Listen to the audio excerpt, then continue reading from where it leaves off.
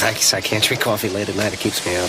Press pot! You're listening to the Brenton On Tour Coffee Cast. Brought to you by things that make coffee, people who make coffee, people who love coffee, and maybe just coffee. You have no idea who he is, but he's on the search for the best coffee in the world. So pour a cup, grab a seat on the john, and maybe, just maybe, you'll stop drinking shitty coffee. It's the Brenton On Tour Coffee Cast with your host, that guy you don't know. Here's BD. All right, I'm joined here by my good buddy, Darren Grieve, otherwise known as Danger in the Vancouver market. How are you, buddy? Good, man. How you doing, brother? I'm doing good. I'm hanging out in Indianapolis, nice. in an odd place, which is where everything goes left, yet it's a right state. Explain that to me. I'm not following you. I get the right state. Yeah, it's a NASCAR thing. Okay, NASCAR. Okay. See, I like drag racing a little better than the roundy round stuff. So. Yeah, me too. So there you go. But no one goes right over here. They all go left. Welcome to episode 2, man. This is this is a brand new thing for me. So episode 1 obviously was about coffee assholes, but episode 2 of the Brent. What's that? Is that why you had me on here? I'm a coffee asshole. Well, you didn't tell me which one you were yet. Okay, I have to go back and listen. There's so many choices. I don't know. I might have fit in with 1 or 2 of the categories. Well, let me tell you, we all are one, so you just got to pick one. Yeah. So we just got to figure it out. But that's why I have you here, because I only surround myself with assholes. So this is the best way to do this. There you go. Perfect. So this is perfect. So one of the things that's happening over here at DeanBlundell.com, or over there, I guess, on DeanBlundell.com, is the opportunity to create a whole massive, batch of content. And, what better content to me than to talk about is coffee. And we've discovered through this process that your love of coffee, which has probably gone on much longer than mine, but is just as strong. So I think this is a great way to start episode 2, where we can pull in your love of coffee and my new discovery of coffee and bring the 2 stories together. But I'll say that this level of being in love with coffee that I find myself at now, it's actually only about 1.5 years old for me. It's still fairly new. So we're both. I'm about a half a year behind you then, because I basically just came on board about 1 year and a bit ago, February, I guess, of 2018. So yeah, we're probably pretty close. Yeah, no, exactly. So I mean, was it kind of like you already thought you were a pretty astute coffee drinker and you knew a fair amount about coffee? You didn't know everything about coffee, but you knew that you like this type, and there's good coffee and there's bad coffee, and you're not going to find it at McDonald's or Tim Hortons necessarily. But then you discover sort of this level of coffee that's out there that you never knew existed before. That's what happened to me. And I just had one sip of a cup of coffee that I had somebody make for me in Gastown here in Vancouver at a place called Obad. And this guy was like a scientist putting this cup of coffee together. I'd never seen anything like it. And then the first sip, which you don't have with sugar or cream, you have it black. First sip I had, I was changed forever. I couldn't go back to anything that I knew about coffee. It was the weirdest thing. Well, I was not even a coffee guy. And to our listeners, all 9 of you, we'll try to make this coffee cast, not be paint thinner. But the long story short is, I was never into coffee. I was a 5-hour energy drink guy, which is unheard of in our business of touring and rock. Almost every guy or girl that I know is on coffee, but I never wanted to rely on anything. I was backstage at a show in Italy, and it had an Ely machine set up, and I was like melting. I was so tired. We had done like 3 shows in a row, and I needed a pick me up. And I had a handful of espressos over the years. I thought, okay, I'm going to give it the college try. And they had an Ely machine there, and I was hooked, because Ely makes a fantastic espresso, and that's coming all the way from the top. Even the top coffee guys I know love the Ely espresso, so that's great. So that started it, and then it was sort of a espresso thing for a while. Right. Okay. Just espressos. And then I got out on tour in the summertime, and the head of security on that tour, he had access to the best coffee in the world. And so from that point on, everywhere we went across the world, I got the best coffee in the world. Wow. And much like yourself, it was right starting black, and I've never mixed, and I've never put sugar or milk or anything in it.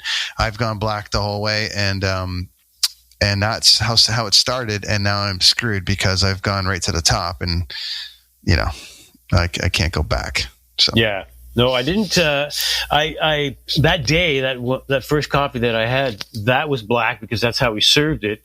But I have, up until this past weekend, I just came back from this trip, as you know, to Portland and Seattle, and a couple of the places that I went to there, I drank it black and thought, I'm going to start drinking it black. I've been using oat milk because I don't like milk, so I use oat milk, but I'm thinking that I'm going to go all black now as of this past trip that I just came back from. So it's going to be new for me to do this. It's a definite journey, and it's something though. But I find that it's any of the competitions they have around the world, and yes, people listening, they have coffee competitions, which we've discovered. There's a lot of things I've discovered on this, but they do, and they're all black. So that's just to get to the taste and right to it, and so it's great. So that was a discovery of like. To discover that out of nowhere and to wait 40 some odd years before, it was in my life. I guess technically 30 years. I guess you're not drinking coffee at 6, but whatever. I just basically, I waited. I waited, and now it's been an amazing journey. And over our discussions on the Blunt Down Network, we were talking about different ways to come out swinging in Vancouver and create something really great. And part of that was, me discovering your love of the coffee as well through these posts that I was doing about, coffee from around the world every day. So I haven't actually done too much in Vancouver coffee wise because I'm out in the burbs. You're down there. You love them all. There's Revolver. There's Parallel 49. There's all these different great ones that are down there. Where are you at right now in your coffee journey?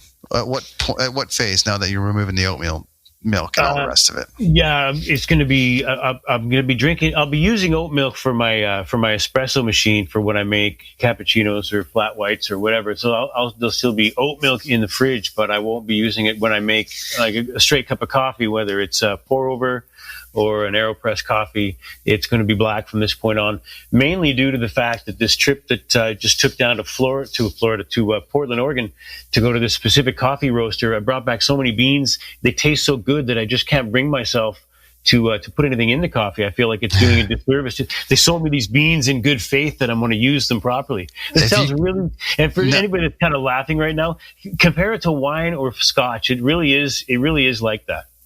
And that's the amazing part. If you go to Europe and ask for milk or sugar, in your coffee, it's just like, it's out. You're out. Yeah. So, it's been a hell of a journey. And you've upped your game as far as what you've got home. What are you working with machinery wise? So, on those stock car shows and on those fishing shows, people are talking about, I'm using this reel and I'm using this rod, and I got some guys that are using this wrench and a Johnson rod for this or that or whatever the hell they're doing.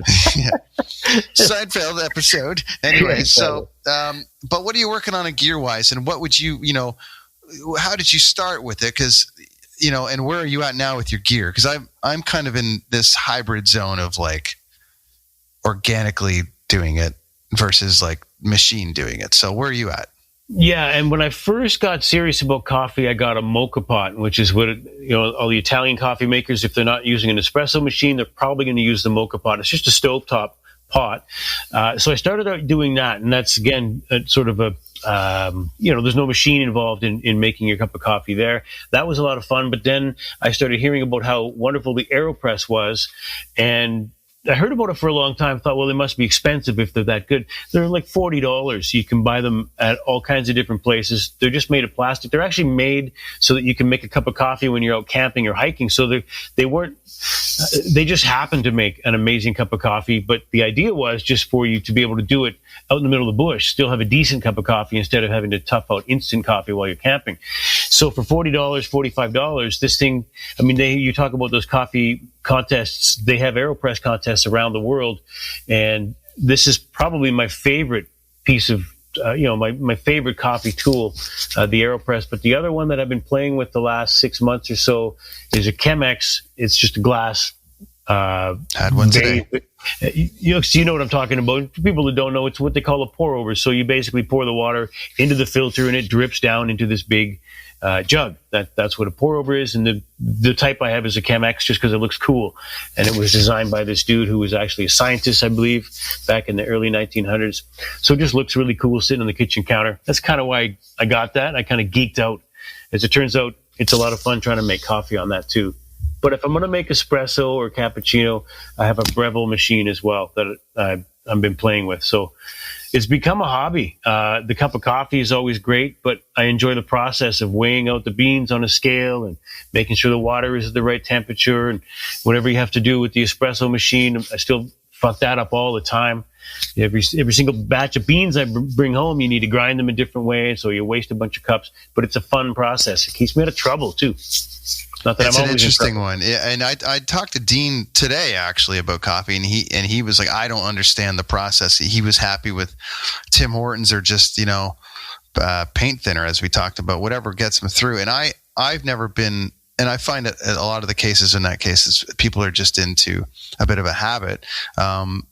Or they're just, they just need the caffeine hit, where it's not really about the caffeine for me because I can drink it at 11 o'clock at night and still go to sleep. It's really about, obviously, everyone's individual tolerance, I think. But on the flip side, it's really about getting that taste, especially if you've got an infusion going on of different kinds of things. That I think that once you get on the coffee culture side of things, it's over for you. You'll never be able to go back. And that's, my wife was like that too. She was like a cream and sugar and all the rest of it. And now she's on the Aeropress. I've been traveling with an Aeropress. I have one at home. People are like, what is this machine? I got to line up at all the shows when I'm making it because people have never tasted it like that before, because it really does make one of the best cups of coffee you'll ever have. And now I'm rocking this new device from South Korea called a Leverpresso. One of the guys on tour saw me with the Aeropress and then told me I needed to up my game. And so he showed me this Leverpresso, which is also basically for camping or on the go.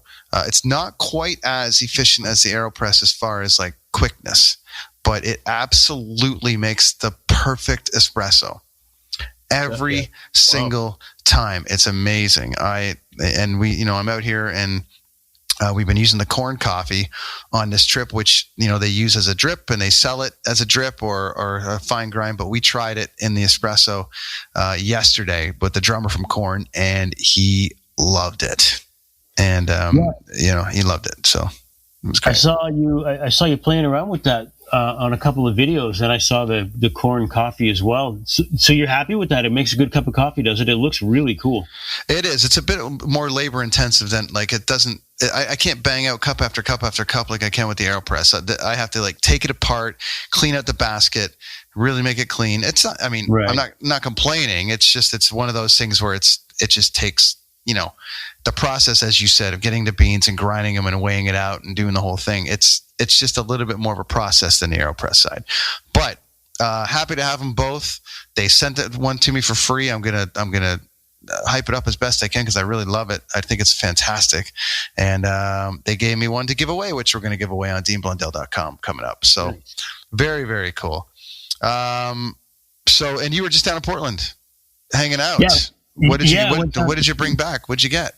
I went down. My girlfriend and I, we planned this entire trip based on Proud Mary Coffee. They're a coffee roaster that actually are they're from Melbourne, Australia, but they happen to have opened one other location, and it's in Portland, Oregon. So we said, you know what, we have to go down there. They probably one of the best coffee roasters on planet Earth. Anybody that I've ever talked to that is, very knowledgeable in coffee, not like me, but anybody that's knowledgeable will say that at Proud Mary, they probably are, among the best, certainly in the top couple on planet Earth. So they have this one in Portland. We designed this whole trip around it, and it was unbelievable. Dude, the coffee that you have when you're there. I came back with 4 bags of coffee in a tin, and she brought back another 5 bags herself. So we dropped, I don't know, a couple $100 in coffee beans and brought all this back here. But I have all these different beans. I just want to take another 2 weeks off so I can do nothing but drink coffee. I was down in Colombia this year, and people were like, "Wow, what'd you bring back?" And I brought back a whole mess of Juan Valdez, and Nice. it was not what people would think when you're in rock world touring with bands that you would be bringing back from Colombia. But this is the year 2020 or 2019, so things are different. You bring back coffee now, you know. I have a friend of mine who's from Colombia. He's from Colombia, and he was telling me it was really funny when they opened the first Starbucks in Bogota, where he's from, because the coffee that they have in Colombia is very, very good coffee. As you know, it's certainly beyond what's, not to knock Starbucks, don't want to, piss anybody off, but it's Starbucks coffee. He says it's really funny because people in Colombia, they don't really enjoy Starbucks coffee, but it's a status symbol thing to walk around the streets with the Starbucks cup in your hand. So they actually all will drink Starbucks now just because it makes them look like they are of a higher status than they actually are. So they're not drinking the good coffee their country produces. They're swilling down the Starbucks. Well, maybe their coffee is like the way our Canadian gas is. They got to ship it out, and then by the time they get it back, they're paying, $4 a cup. Who knows? Could be. Yeah, who knows? Well, that's good, man. What's going on with you? Why don't you tell everybody what's happening, where they can find you, what you're up to? You're in the sky, you're on the air, and maybe a touch on a little bit of history about where we're at with each other, and then we'll wrap it up for you. Yeah, we have a few things that I'm up to right now. The day gig, the regular gig is reporting traffic. So I fly around in an airplane. I'm not the pilot, but I have a pilot there who flies me around the Lower Mainland in the morning and the afternoon to report on traffic crashes, which is kind of cool in a city like Vancouver because the view is beautiful. I would think if you had this job in Winnipeg, no slag to Winnipeg, but it's just not as pretty, right? So we get some pretty awesome views up there. And then in between that, I do a show for Whistler FM. Anybody that's into boarding or mountain biking has probably heard of or been to Whistler before. There's a station there called 101.5 Whistler FM. They play cool music, and I do the afternoon show there. And as well, I am putting together something here that I'm hoping to get off the ground before too long. Another podcast. I've done a couple in the past, but I'm in the process of putting something like that together, which I guess brings me to where you and I know each other from. We go, I don't know when we first met, but we certainly go back a long ways. And it's through music, through me working at a radio station, and you being the guy that would sometimes actually be the reason I would get into shows. You'd have tickets, and we knew each other just through those musical channels in Vancouver. Yeah, it's amazing how it just keeps moving around, and everyone just moves around in different forms, but we all end up back together and come together over coffee in the end, Coffee and rock and roll, maybe kiss once in a while. Maybe. Awesome, my man. Well, thanks for the time, Danger. Danger is your code name, but you can catch him at Darren Grieve. What's your handles, man? Online. We will do, Danger on Air. You can find me on Instagram. I think it's Danger_on_air for Instagram. Twitter at Danger on Air. And on Facebook, you can find me there as well. And there'll be more to come very soon. Yeah, I'm excited to hear about that. I know a little bit of inside information on that, and it sounds pretty damn cool. All right, that's it for episode 2 of the Brenton On Tour Coffee Cast. Thanks, Darren, and we'll catch up soon, my friend. Thanks, buddy. Appreciate it. Yeah, man. Take care.